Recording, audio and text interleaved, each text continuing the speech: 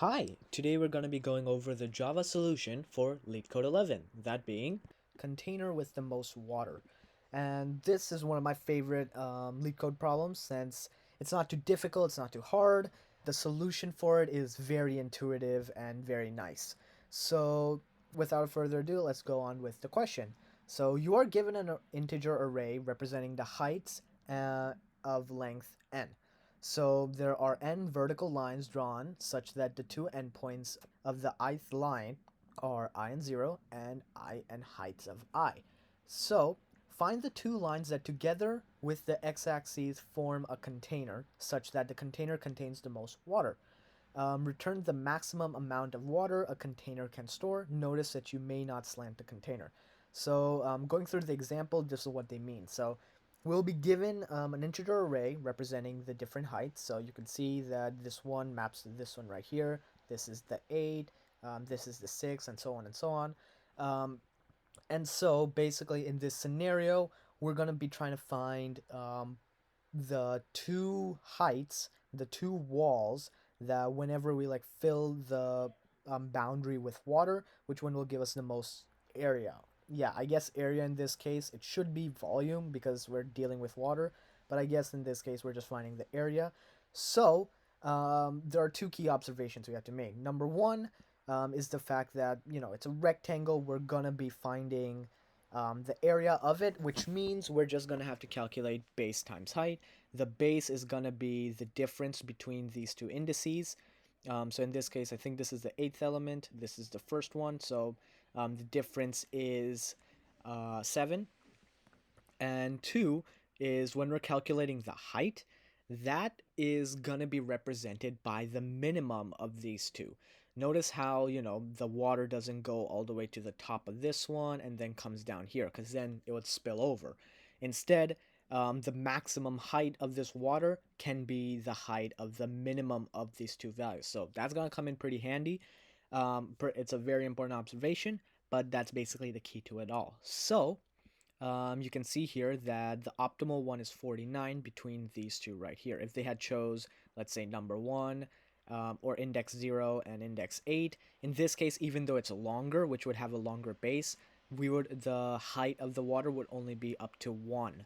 So that's why it's not the solution. And if you try out any of the other cases, they're not going to get you as big of area as these two right here, which has a base of 7 and has a minimum and has a height. The water has a height of 7 as well. So that gives us an area of 49. So anyway, let's go through the solution.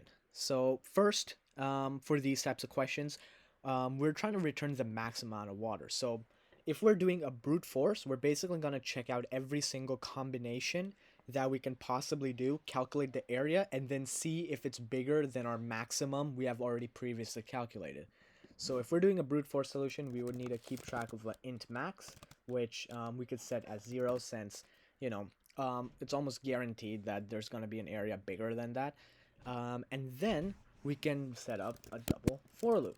So int I is equal to 0, I is less than heights dot length, I plus plus, and then another one, int j is equal to I plus 1, j is less than heights dot length, and then j plus plus. So here what I'm doing here is that the I is going to represent one cemented value, and then the j is the one we're going to move around and check. So for example, we're going to check the area between this one, 1 and 8, basically figure out the area if we had selected these two walls, and then 1 and 6, then 1 and 2, 1 and 5, 1 and 4, 1 and 8, 1 and 3, 1 and 7, and then we're going to move forward. Now we're going to check 8 and 6, 8 and 2, 8 and 5. We're not checking 8 and 1 because we've already done that.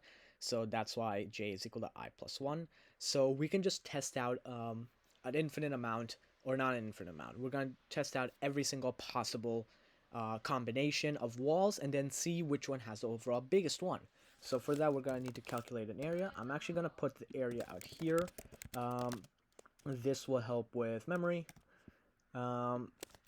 So I'm basically going to update the area, and that area is going to equal whatever our current area is, which is going to be represented by base times height. So the base is going to be j minus I. So that's just the length of the base. Then we're going to times it by, again, remember, the minimum height of these two walls. So we're going to do math.min between heights of I. Oh, I spelled that wrong. Heights of I and heights of j. So we're going to check the minimum height of that, and then we're going to multiply by our base. So this is going to be our area. Then we can just check if area is greater than our max. We can set max as area as our new maximum, which is going to be this area. Then we can return the max from here.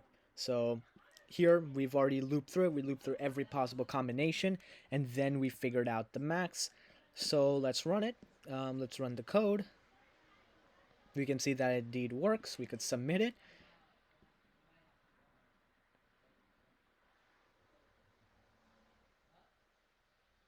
And here we do get a time limit exceeded. So this solution is very, very inefficient. And we know this. This is our brute force solution, basically going through what is the worst sort of optimization we could have almost done. Basically the simplest answer. And that's basically just checking out all the different possibilities. So we're going to have to get a bit more clever, because for really, really big data sets, this is going to be too inefficient. This is going to be O of n squared time complexity. So how can we minimize it? So number one, I'm going to keep our running maximum and our area, which we're going to update to compare with our maximum, and we are going to return a max. But instead, what we're going to do is use two pointers. So we're going to use pointers I, which is going to equal 0, and pointers j, which is going to equal heights.length minus 1. And I'm going to set up a while loop while I is less than j. And basically what I'm going to do in this while loop, I'm going to compare the area with I starting off as the first index and j starting off as the last index. And then I'm basically going to shrink it down. I'm going to do like j minus minus. So now I have this wall. And then I'm going to do I plus plus. Now I have this wall. I'm going to do j minus minus, I plus plus, j minus minus, I plus plus, until we've basically closed it down enough such that now if I do j minus minus or I plus plus, it'll break the while loop. And we've basically found not all our sets, but all the relevant ones. So first we can just calculate the area, and our area is going to equal, again, j minus I times math.min between heights of j, heights of I, and heights of j. Now, again, we can compare it to our maximum. If our area is greater than our max, we can set max as our area. Now, we can't just do I plus plus and j minus minus, because in j minus minus, if we do this, then we're going to start off with this wall right here and this wall right here, and then the next iteration we're going to have this wall and this wall. We didn't get to we basically skipped over the best solution in this example right here, which was the last wall and the second one. Instead, we went to the second one and the second last one. So we can't just do I plus plus and j minus minus. We have to be a bit more intelligent about how we close it down.